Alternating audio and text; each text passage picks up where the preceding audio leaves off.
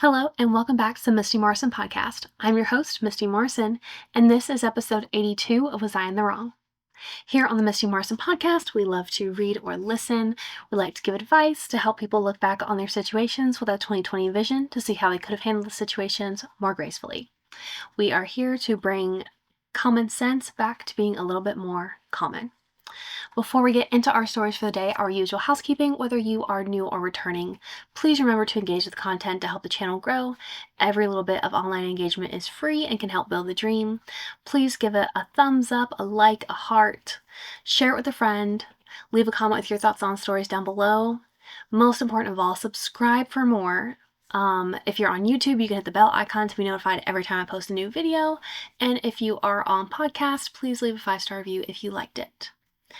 All right, into our stories for the day. Story number 1 is coming to us from r/Am I in the Wrong? Am I in the wrong for letting my husband go on a 4-day fishing trip? For context, my husband, 38 male, had asked me permission 2 months ago to go on a weekend fishing trip with his male coworkers. I was okay with it, and even though we have a toddler and a small child. However, this trip is 4 days long, so I am by myself with animals and kids, etc. This did not bother me until my mother-in-law kept making small comments like, "Have you heard from him? Is he even trying to talk to you or the kids?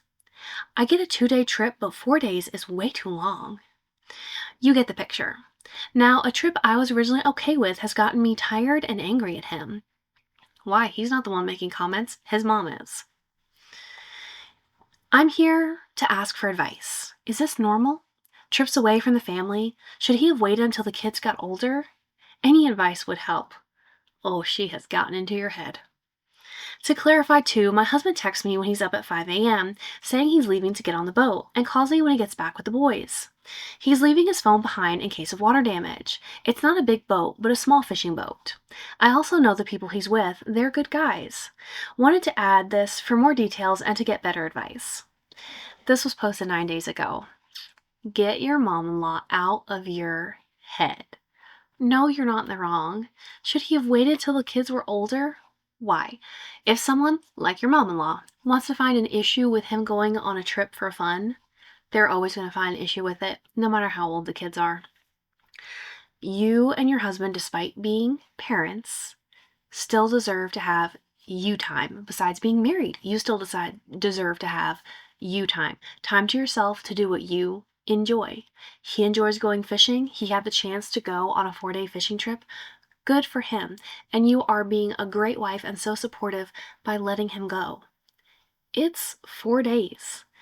Whether or not your husband's there, the kids are yours. The animals are yours. What your mother-in-law did here is crazy. Have you heard from him? Not if he's out on the boat. Do you expect him to have service on the boat?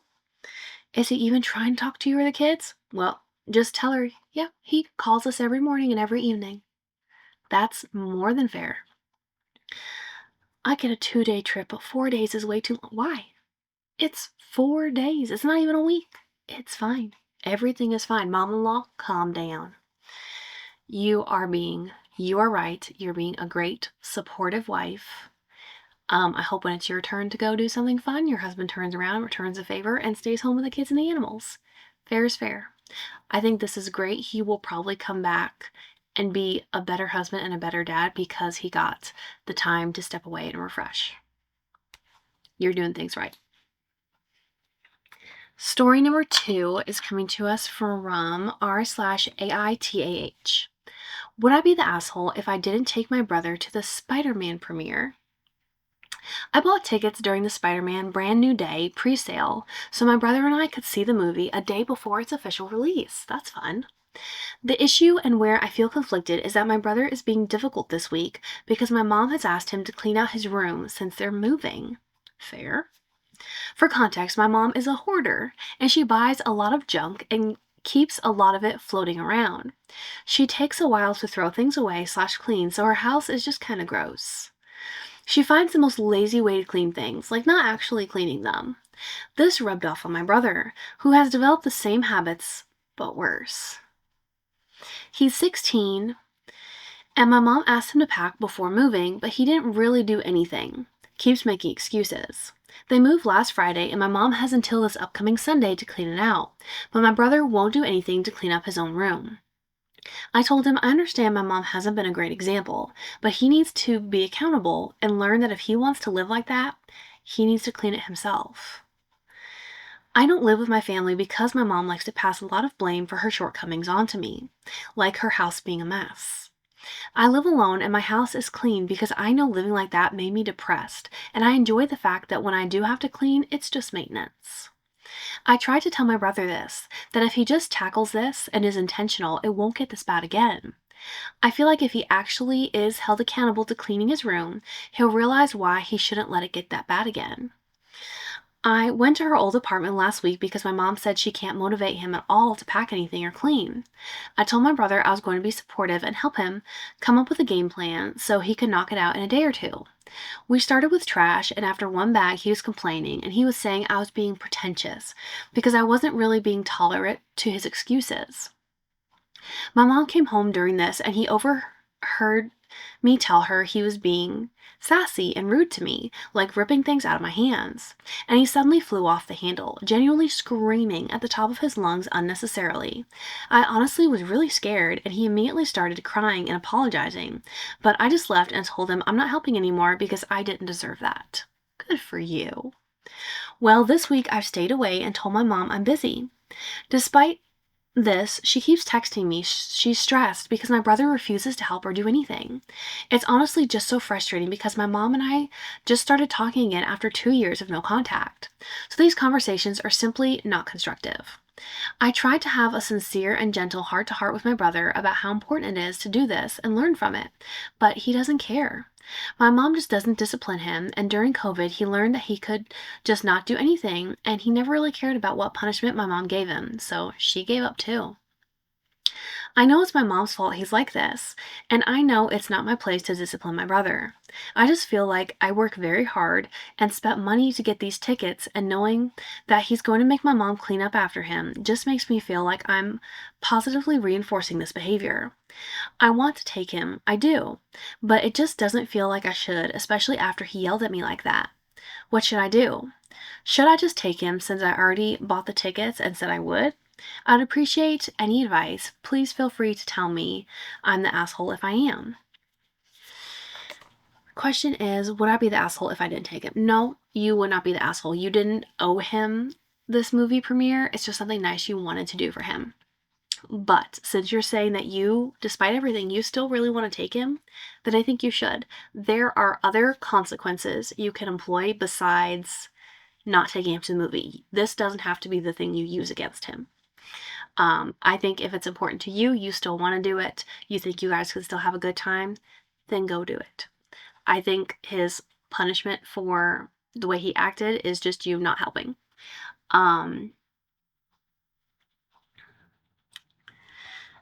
Oh, where did I want to go?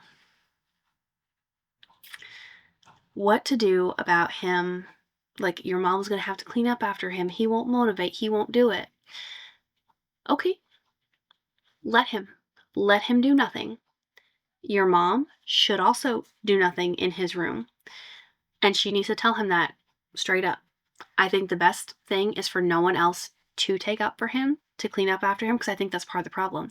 As long as he knows mom is going to come behind him and clean it up or gather up his things so he doesn't lose it, then he knows he doesn't have to. He can get away with it.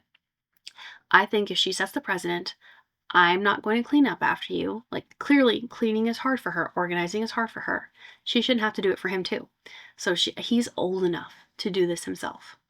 So she can say, I am not cleaning your room. If you will not come, pack up what you want to take to the new house or apartment, whatever. If you will not come, clean, sort, organize, pack the things that you want, I won't either. On the last day, I will go through with if you haven't cleaned your room out, I will go through with trash bags and put it all in the dumpster.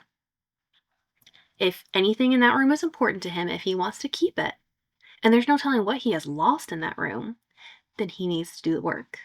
If he's not willing to, okay, fine. You can choose to not do the work. And therefore, you can also choose to lose your belongings.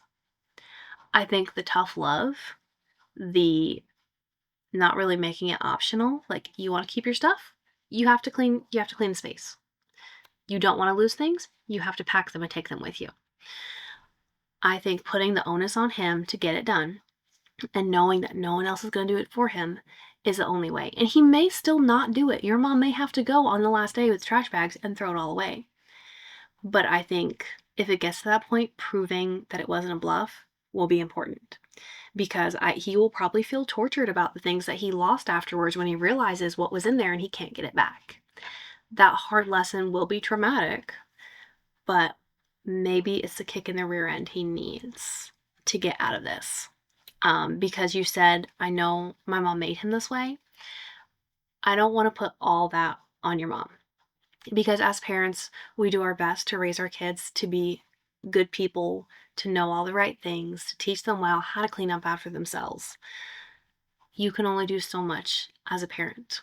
Who your child ultimately decides to be when they grow up, and he's 16, he's almost there, what they decide to take on into their lives and what they decide to be is ultimately on them. No, she didn't provide a good example of cleaning, but if he wanted to live in a clean space, if he felt that urge, he could have learned. You have tried to help him. He has that option. He does not desire to live in a clean space. And that is not entirely your mom's fault. She played a lot into it, but it's not all on her. He made the choice to not be different. Ooh, I hope you come back and update this one because I want to know what happens. Story number 3 is coming to us from r/am I overreacting. AIO, boyfriend got upset because my child came out of her room while sick. Immediately throw him away. This one is tagged relationship. I am a widow with 3 kids, 10, 8, and 2. And I'm dating a good friend of my late husband's. He doesn't live with me, but stays over frequently and has put in a lot of time and effort into our lives/home, and we plan to marry someday. My 10-year-old was puking all day, but I kept her in her room and we both checked on her often, and I would go in to help. That evening, she came upstairs because she wanted to be by me, so I made her a bed on the couch. Not ideal, but she wanted to sleep there overnight. I'm okay with this, but he was not, because he didn't want to get sick, which started a big debate. I get he doesn't want to get sick, but I told him he could go because if she wanted the couch, I was going to let her. And yes, she was still puking. He said that felt like I wasn't respecting him and what will happen in the future when he lives with us and someone is sick. He said she's old enough to take care of herself and stay in her room, and I was still giving adequate care, and he felt that puking in the living room would get everyone else sick. As we were talking later, I got upset because I was just trying to be accommodating to my daughter and do what we normally do. And then all of a sudden, I pissed him off because his needs weren't considered. He's not a parent. He doesn't pay rent or fund our lives. We aren't engaged, and he doesn't live with us yet. So I felt like it was inappropriate, but I understand the future aspect of taking care of sick kids with him here full time. It was a big fight, and I felt like telling him to go home was fine because he had the option, and I wanted her on the couch nearby. Do I want my sick child in a common area? No. But it was near bedtime, and if that made her comfortable, I was okay with that. We repaired the conflict, but I'm still annoyed and keep thinking about it. Maybe it's not really repaired then. Update. So this was 5 days ago, but here's the update. Well, before I read the update, I'll give my initial thoughts on this. I don't like it. I don't like it. I mean, as a parent or as a step parent, you're going to get sick. These kids are young, 10, 8, and 2. Yes, at 10, could she have taken care of herself? Probably. Did she still want her mom?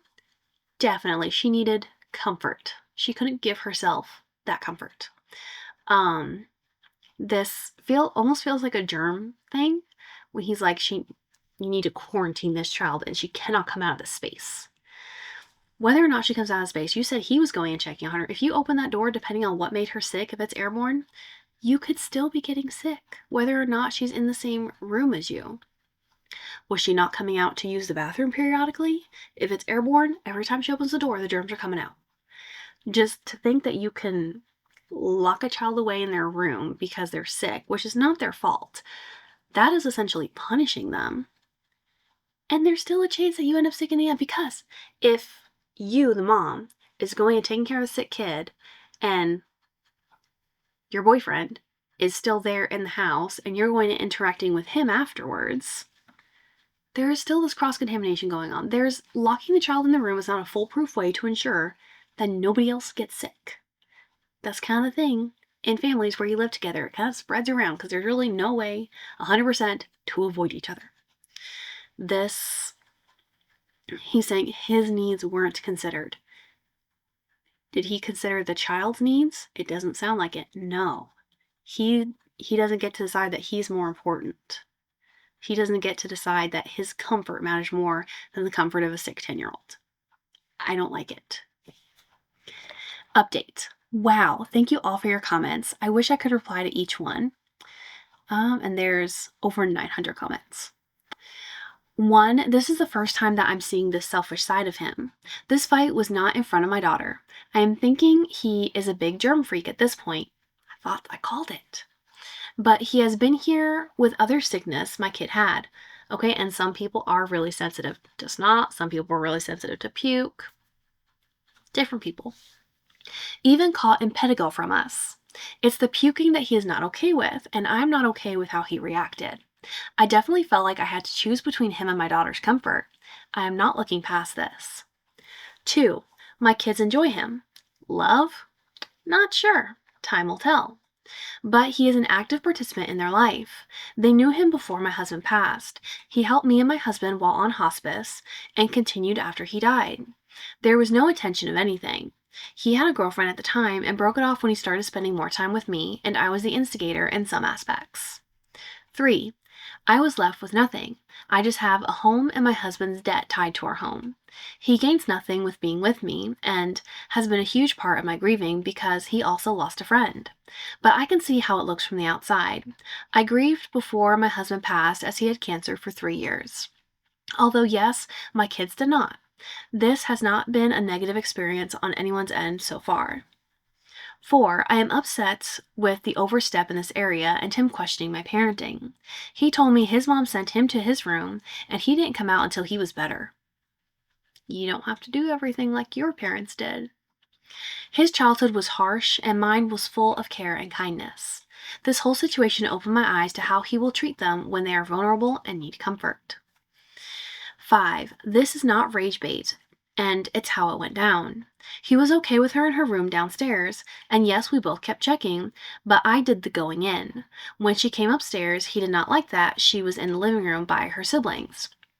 Also could add, he's a nurse. So maybe he sees it from that end, but also as a nurse, wouldn't you be a little bit more compassionate? Okay, listen, I've seen some nurses. If there was a test for compassion, they didn't pass it. The whole thing upset me, and I'm confused by his reactions to it all. Hopefully, this gives more insight. I followed my gut, but was made to feel like the bad guy for choosing my child's comfort, which I am not taking lightly. 10 is still a baby in my eyes, but yes, my home, my kids, and the whole respect comment is making my blood boil because you didn't respect his, what was it? Which part was it?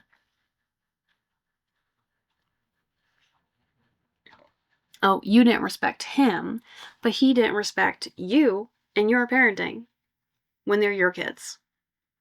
Mm-mm.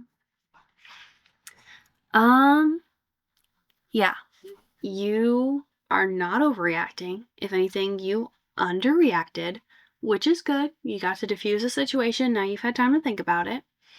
I don't want to say throw him away because, I mean, you have like fully planned that he will move in. You guys will get married eventually.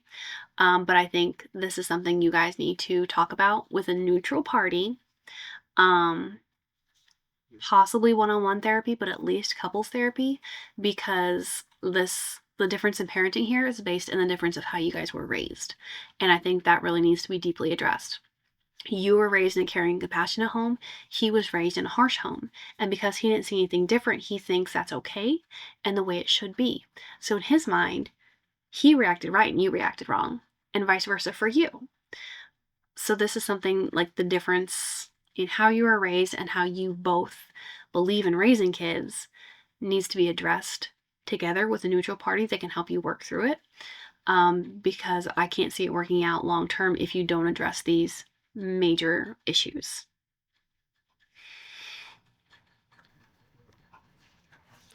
Story number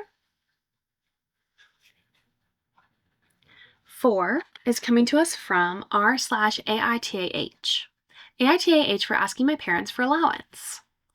I'm 20 female, live with my parents, and in college. I can't say where I'm from. North Africa, and usually girls don't move out till they get married, and parents usually provide for their children. And a bit of background to understand my reasons. I'm an introvert, and I don't usually go shopping on my own, and it's usually my mom with me because she won't give me the money and doesn't like my own taste. But stores here hardly sell anything stylish, everything looks the same and lame. But I don't have the money to buy online. So yesterday, my cousin told me to ask for a monthly allowance so I could order clothes and any other accessories and makeup. I was hesitant, but I decided to try with my mom and asked for a 50 or less US dollars as a monthly allowance so I could save up for and buy more skincare and clothes I want on my own. But my mom refused and said, "We buy you clothes when you need and we give you when you want." That's a lie. Whenever I ask for any money, she wants details and wants me to buy things she approves, even though she lets my younger sis buy what she wants and order. But when I want, she says no. I tried finding jobs multiple times, but my parents want current jobs. I can't read this.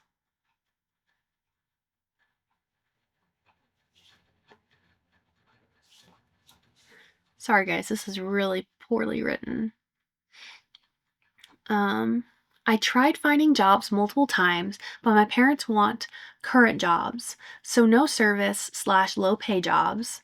I tried to get a job as a call center because my English is B1, B2, but sadly, a 1, they took me for only a week. It was paid, and my parent refused to give me the money. It was transferred to dad. And I tried another, but the account got canceled. Also, whenever I go to work, my mom wants me to come back fresh after a 10-hour shift plus transportation, and I come tired and moody, and she gets upset. I'm tired of this. I can't buy clothes or anything, and when I get a job, I get trash talked unless I'm so happy and goofy for her. Am I wrong?